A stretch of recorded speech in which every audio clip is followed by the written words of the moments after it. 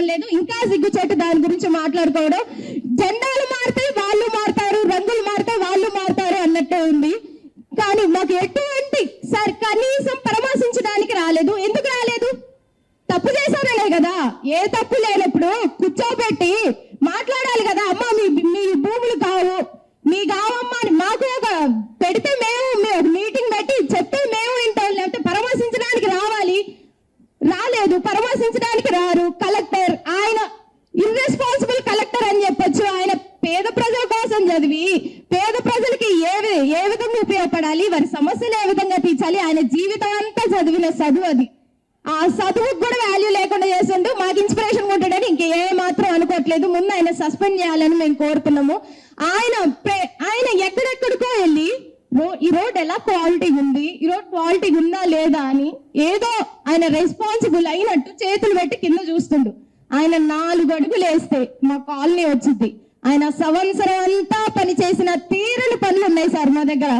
ఆయన కనీసం కూడా మాకు పరామర్శించడానికి రాలేదు. మీరు ఇక్కడ వాల్యుబుల్ గా ఉంటున్నారా లేదా, మీ పట్టాలేంటి, గవర్నమెంట్ వాళ్ళు.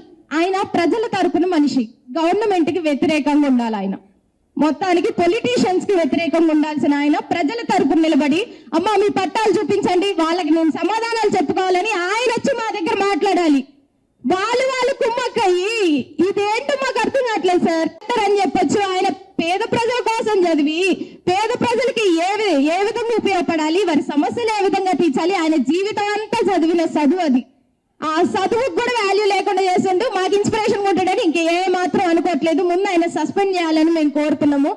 ఆయన ఎక్కడెక్కడికో వెళ్ళి ఈ రోడ్ ఎలా క్వాలిటీ ఉంది, ఈ రోడ్ క్వాలిటీ ఉందా లేదా అని ఏదో ఆయన రెస్పాన్సిబుల్ అయినట్టు చేతులు పెట్టి కింద చూస్తుండు. ఆయన 4 అడుగులు వేస్తే మా కాలనీ వచ్చింది. ఆయన సంవత్సరం అంతా పని చేసిన తీరని పనులు ఉన్నాయి సార్ మా దగ్గర. ఆయన కనీసం కూడా మాకు పరామర్శించడానికి రాలేదు. మీరు ఇక్కడ వాల్యుబుల్ గా ఉంటున్నారా లేదా, మీ పట్టాలేంటి, గవర్నమెంట్ వాళ్ళు.